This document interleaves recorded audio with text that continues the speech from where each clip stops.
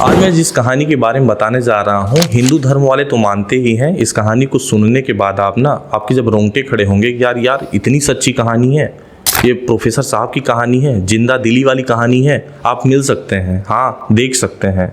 मैं एक ऐसी कहानी सुनाने जा रहा हूँ। हिंदू धर्म वाले तो मानेंगे ही, अन्य धर्म वाले भी मानेंगे इस कहानी को सुनने के बाद, क्योंकि यह पुनर्जन्म पर आधारित कहानी है और सच्ची घटना है। उत्तर प्रदेश की घटना है, आगरा की घटना है। उत्तर प्रदेश का एक बहुत बड़ा जिला है आगरा, बड़ा फेमस जिला है क्योंकि वहाँ ताजमहल पाया जाता है। तो नो डाउट आप वहाँ जा सकते हैं। कई लोग गए भी होंगे, शायद देखे भी होंगे कि आगरा जिला कैसा है, उत्तर प्रदेश कहाँ पर है। मैं वहीं की सच्ची घटना सुनाने जा रहा हूँ। सुरेश वर्मा की घटना है। हाँ, सुरेश वर्मा की घटना है, काफ़ी लोग शायद सुने भी होंगे। पुनर्जन्म पर आधारित कहानी है। 28 अगस्त 1983 की कहानी है, यहीं से शुरुआत होती है। चलिए मैं प्रसंग पर आता हूँ। उत्तर प्रदेश का एक ज़िला है आगरा। वहाँ एक आगरा में माल रोड पर दुकान हुआ करती थी, इलेक्ट्रॉनिक शॉप के नाम से, सुरेश वर्मा के नाम से जानी जाती थी। बड़ा फेमस दुकान था, रेडियो शॉप की दुकान थी। 28 अगस्त 1983 को सुरेश वर्मा, जिसे आप बिजनेसमैन कह सकते हैं, पूरा दिन दुकान चलाते हैं, रात को बंद करते हैं क्योंकि उन्हें घर जाना होता है। शटर डाउन करते हैं। शटर डाउन करने के बाद देर रात को अपने कुछ दोस्तों से मिलते भी हैं, 2-4 दोस्तों से मिलने के बाद गाड़ी उठाते हैं, फियाट कार, जानते हैं बड़ा फेमस कार है फियाट, उस पर सवार होते हैं, अपने घर जाते हैं। जैसे ही घर पर पहुंचते हैं तेज़ी से हॉर्न दबाते हैं। हॉर्न दबाने के बाद उनकी पत्नी उमा बाहर आती है। जैसे ही बाहर आती है, उनके स्ट्रीट मतलब गली में थोड़ा सा अंधेरा होता है। पीछे से 2 लोग आते हैं और धड़ाधड़ गोलियां चलाना शुरू कर देते हैं। किसके ऊपर? सुरेश वर्मा के ऊपर। जैसे ही उमा बाहर आती है, गेट खोलती है, क्योंकि सुरेश वर्मा तेज़ी से हॉर्न दे रहे थे ताकि उमा मेरी पत्नी बाहर आए और हाँ गेट खोले, मैं अंदर जाऊं, गाड़ी खड़ा करूं। अचानक से पीछे से 2-3 लोग आते हैं और धड़ाधड़ गोली चलाना शुरू कर देते हैं। गोली दाहिने सिरे से टकराती हुई, अंदर घुसती हुई बाएं सिरे से निकल जाती है। निकल क्या, फंस जाती है।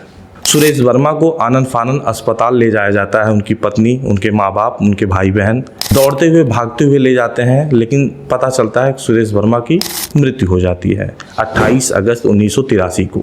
अब प्रसंग यहाँ से शुरू होता है पुनर्जन्म की। यह कहानी 28 अगस्त 1983 की है।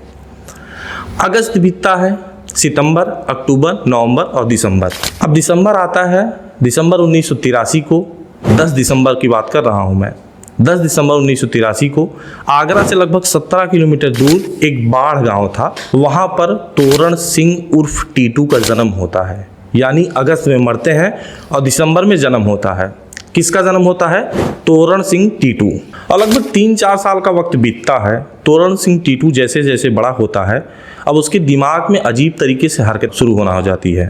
अपने माँ बाप से कहता है, उसकी माँ बाप आपको बताना चाहता हूँ, जिनका नाम शांति था, पिता का नाम महावीर था, बार बार कहता है कि ये मेरा घर नहीं है, मेरा नाम तोरण सिंह टीटू नहीं है, मेरा नाम सुरेश वर्मा है, मैं मालिक हूँ यार, मुझे आप ऐसे कैसे रखे हैं यार। और ऐसे ऐसे हरकतें करना शुरू कर देता है तोरण सिंह टीटू। मालूम होता है जैसे बहुत बड़ा हुआ आदमी है, मतलब छोटा आदमी नहीं है, बहुत बड़ा आदमी है। उसकी हरकतें भी बड़ी अजीब होती हैं। वो कोई छोटी चीज़ें, 3 साल भले था, लेकिन उसकी बातें, उसकी रवैया, उसका चाल ढाल बड़ा अजीब होता था। मालूम ऐसा होता था जैसे 40 साल की उम्र हो, क्योंकि सुरेश वर्मा की जब मृत्यु हुई थी तो उस समय उसकी वर्ष जो है, अगर मैं बताऊं, सही 40 साल का था सुरेश वर्मा। और उसी तरीके से ट्रीट करता था तोरण सिंह। अपने माँ बाप से कहता है कि भैया आप इस तरीके से काहे रहते हैं यार, मैं बिजनेसमैन हुआ, फटी हुई साड़ियाँ काहे पहनते हैं। और सही बात बताऊं, आप मेरे माँ बाप नहीं हैं, मेरे माँ बाप कोई और है, मुझे होम सिकनेस हो रही है। और ये बार बार इसी तरीके से हरकतें करता था। उसके माँ बाप, तोरण सिंह के माँ बाप, जो वर्तमान समय में शांति और महावीर, जिनका मैं नाम बता रहा हूँ, वो लोग भी बड़े भौचक्के से रह जाते थे। 3 साल बीतता है, 4 साल बीतता है। तोरण सिंह बार बार कहता है, अब मुझे होम सिकनेस हो रही है, अब मैं घर में नहीं रहूँगा, मैं चला जाऊंगा यहाँ से। एक दिन तो ऐसा आता है तोरण सिंह बैग पैक कर लेता है, बड़े तहजीब से अपना सारा बैग पैक करता है। जब बैग पैक करने की बात आती है, भागने की बात आती है, तो पूरा घर भौचक्का हो जाता है। तो एक तोरण सिंह का भाई हुआ करता था, अशोक नाम से, आज भी है। वो कहते हैं काम करो, अब भैया भागो नहीं, बताइए पूरी कहानी क्या है। तो तोरण सिंह कहते हैं कि मेरा नाम सुरेश वर्मा है, मेरा घर ये नहीं है, मेरा घर आगरा में है, मेरी एक दुकान है आगरा में माल रोड पे, सुरेश वर्मा के नाम से, जो बड़ी फेमस है, आपको स्क्रीन पर दिख भी रही होगी। मेरी पत्नी है उमा, मेरे 2 बच्चे हैं, मेरा घर वही है, मुझे वहीं जाना है। अशोक कहता है चलिए ठीक है, आप भागिए नहीं, तसल्ली से आराम से बैठिए, मैं जाकर पता करता हूँ क्या सच्चाई है। यदि सच्चाई होगी तो मैं आपको वहाँ छोड़ दूंगा अपने घर में, जो आपकी बीमारी है खत्म हो जाएगी। अशोक अगले दिन सुबह पहुंचते हैं आगरा के माल रोड पर। जब घूमते घूमते अशोक पहुंचते हैं देखते देखते कि अचानक से दिख जाता है माल रोड पर सुरेश वर्मा के इलेक्ट्रॉनिक शॉप। भौचक्के रह जाते हैं, देखते हैं, पैर थर्रा जाता है, करी मेरा भाई जो कह रहा था 4-5 साल का वो सही कह रहा है क्या। अंदर घुसते हैं, जैसे अंदर घुसते हैं वहाँ एक लेडी बैठी होती है। पूछकर अंदर घुसते हैं, पूछते हैं कि भैया ये किसकी दुकान है। कहते हैं सुरेश वर्मा की दुकान है। पूछते हैं आप कौन है। कहें मैं उनकी पत्नी हूँ, उमा नाम है मेरा। अभी सवाल कुछ नहीं पूछ रहा, उसके दिमाग में स्ट्राइक कर रहा है, करे ये सब क्या हो रहा है मेरे साथ। उसने बताया था सुरेश वर्मा नाम है, मेरी रेडियो की शॉप है, इलेक्ट्रॉनिक दुकान की शॉप है आगरा के माल रोड पर, मेरी पत्नी का नाम उमा है। अब पूछता है आपके कितने बच्चे हो। कहते हैं कि मेरे 2 बच्चे हैं। फिर से घबरा जाता है। पूछता है सुरेश वर्मा कहाँ हैं। तो कहते हैं कि उनकी कुछ दिन पहले मृत्यु हो गई, लगभग 4 से 5 साल पहले। वो कहते हैं कब, वो तारीख बताती है। फिर से घबरा जाते हैं कि लगभग यही मेरा भाई बता रहा है, 28 अगस्त 1983 की उसकी मृत्यु हो जाती है। उमा पूछती है कि आप ऐसा क्यों पूछ रहे हैं मुझसे, आप होते कौन है पूछने वाले, इतनी सारी जायजा कहाँ ले रहे हैं। अब अशोक भी बताना शुरू करते हैं कि भैया कहानी क्या है। वो कहते हैं कि मेरा छोटा भाई है तोरण सिंह उर्फ टीटू, जब से पैदा हुआ है तब से कह रहा है कि मेरा नाम सुरेश वर्मा है, मेरी इलेक्ट्रॉनिक शॉप की दुकान है, मेरी पत्नी है, 2 बच्चे हैं, माँ बाप हैं, आप मेरे माँ बाप नहीं हैं। उमा भी सुनती है, सक पका जाती है। उमा मिलने की एकदम पूछिए नहीं, मतलब उत्सुकता उसके अंदर पैदा हो जाती है कि मुझे मिलना है, ये है कौन जो अपने आप को सुरेश वर्मा बता रहे हैं। अशोक कहते हैं काम करिए, कल आप मेरे घर आइए पूरे परिवार के साथ, मैं टीटू को बताऊंगा नहीं कि कोई आने वाला है, कोई आपसे मिलने वाला है, मैं जानना चाहता हूँ, टेस्ट करना चाहता हूँ कि आपको पहचानेगा कि नहीं। अशोक अपने घर लौट जाता है। अगले दिन सुबह होती है और उमा, सास ससुर और उसके भाई लोग मारुति कार से टीटू के घर पहुंचते हैं बाड़ गांव में, 17 किलोमीटर दूर, जो मैंने आपको प्रसंग शुरू होने से पहले ही बताया है। उस समय टीटू खाना खाकर हाथ धो रहा होता है और बताते तो नहीं है घर वाले, अशोक बताया तो नहीं था कि कौन आने वाला है। जैसे ही टीटू हाथ धोकर पलटता है, तुरंत देखता है उमा आई हुई है। उसकी आंखें भौचक्की रह जाती है, करे ये कौन आ गया है।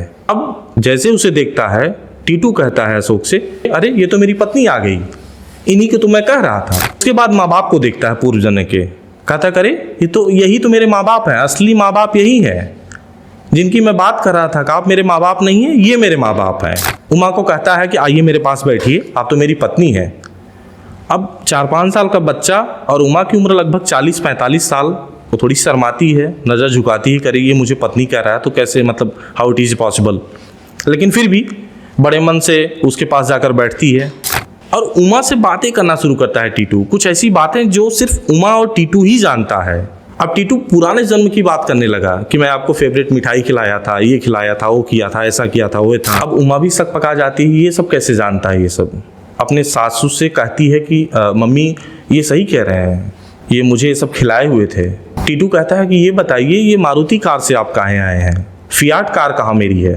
उमा कहती है कि सुरेश वर्मा को गोली लगी थी उसी कार से, तो खराब हो गई थी, मैं उसे बेच दिया मारुति कार। अब सोचिए उसे फियाट कार तक याद है। दोनों पक्षों के लोग आपस में बातचीत करते हैं कि चलिए माल रोड चलते हैं, वहाँ भी थोड़ा सा इसको घुमाते हैं। सब लोग जाते हैं आगरा के माल रोड पर, 17 किलोमीटर दूर, फिर वापसी करते हैं आगरा में और इधर उधर कार को घुमाते हैं ताकि मैं देखना चाहता हूँ टीटू पहचान जाएगा क्या दुकान। इधर उधर घुमाते हैं, अचानक से टीटू की नज़रें सुरेश वर्मा वाली दुकान पर पड़ जाती है। कहता है कि यही तो मेरी दुकान है। सभी लोग कार से उतरते हैं, मारुति कार से अंदर जाते हैं। जैसे ही अंदर जाते हैं, सुरेश वर्मा की एक आदत थी, जैसे ही अपने दुकान पे पहुंचता था थपथपा देता था। जैसे ही वो बच्चा अंदर घुसा, शोकेस पर थपथपा दिया। उमा फिर पहचान जाती, करे ये तो सुरेश वर्मा की आदत थी। गजब यार। टीटू कहता है कि ये नया शोकेस कब आया, ये तो शोकेस तो उस समय नहीं था। तो उमा कहती है कि ये शोकेस मैंने नया बनवाया हुआ है क्योंकि थोड़ा सा पुराना हो गया था। उसने एक एक चीजें तह तक जाकर बताई उमा को, यहाँ तक उमा के अंदर की चीजें जाकर बताता है। उमा अपने सास ससुर से बताती है कि ये तो सिर्फ मुझे पता है या फिर सुरेश वर्मा को पता है, तीसरे को नहीं पता है। अब लोगों को विश्वास होने लगा कि यार ये तो सही है। एडिशनल जानकारी देना चाहता हूँ इस केस को लेकर। अमेरिका के वर्जीनिया यूनिवर्सिटी ने भी शोध किया है, दिल्ली यूनिवर्सिटी ने भी शोध किया, आगरा के मेडिकल कॉलेज ने भी शोध किया। आपको बताना चाहता हूँ मेडिकल रिपोर्ट में भी आया था कि दाहिने कान से गोली निकली और बाएं कान पर जाके अटक गई। जब टीटू का सर छिलवाया गया, उसके बाएं माथे पर निशान पड़ा था। वास्तव में गोली फंसी हुई थी। सोचिए, उस जन्म की निशान इस जन्म में पाया गया।